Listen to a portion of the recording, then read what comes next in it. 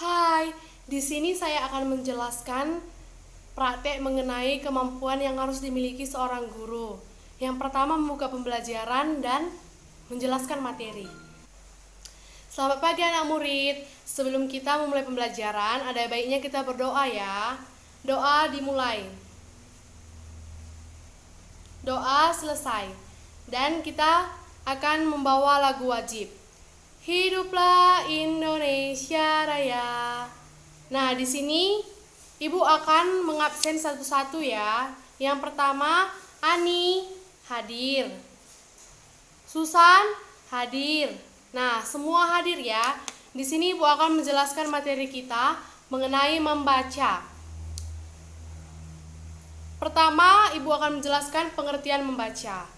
Pengertian membaca adalah mengeja atau melafalkan apa yang tertulis.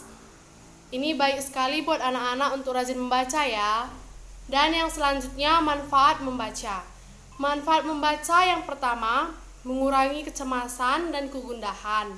Yang kedua, membuat otak berkembang. Yang ketiga, meningkatkan pengetahuan. Yang keempat, menjadi pribadi yang lebih berpikir. Yang kelima, meningkatkan daya ingat. Dan yang keenam, meningkatkan keterampilan menulis. Selanjutnya, jenis-jenis membaca.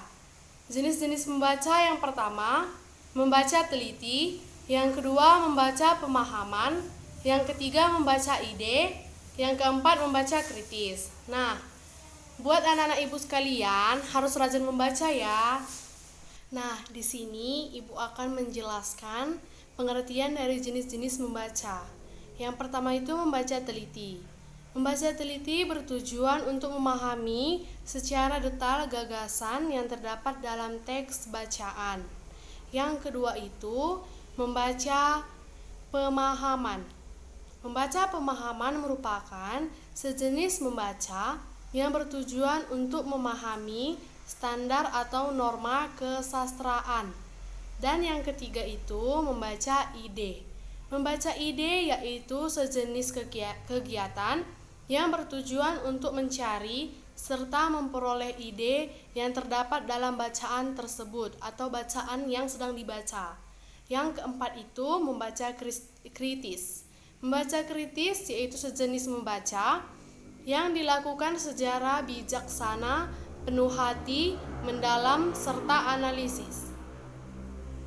Nah, selanjutnya dari tujuan membaca. Tujuannya yang pertama itu untuk mencari serta memperoleh informasi. Yang kedua itu membaca untuk memperoleh ide-ide utama. Yang ketiga membaca untuk mengetahui urutan atau susunan. Nah, jadi sekarang kita tahu bahwa membaca buku merupakan aktivitas yang memiliki banyak manfaat untuk kehidupan sehari-hari kita. Karena buku menjadi salah satu sumber pengetahuan yang menambah dan memperbaharui wawasan kita. Nah, itu yang bisa Ibu sampaikan mengenai materi membaca kita. Sekian dan terima kasih.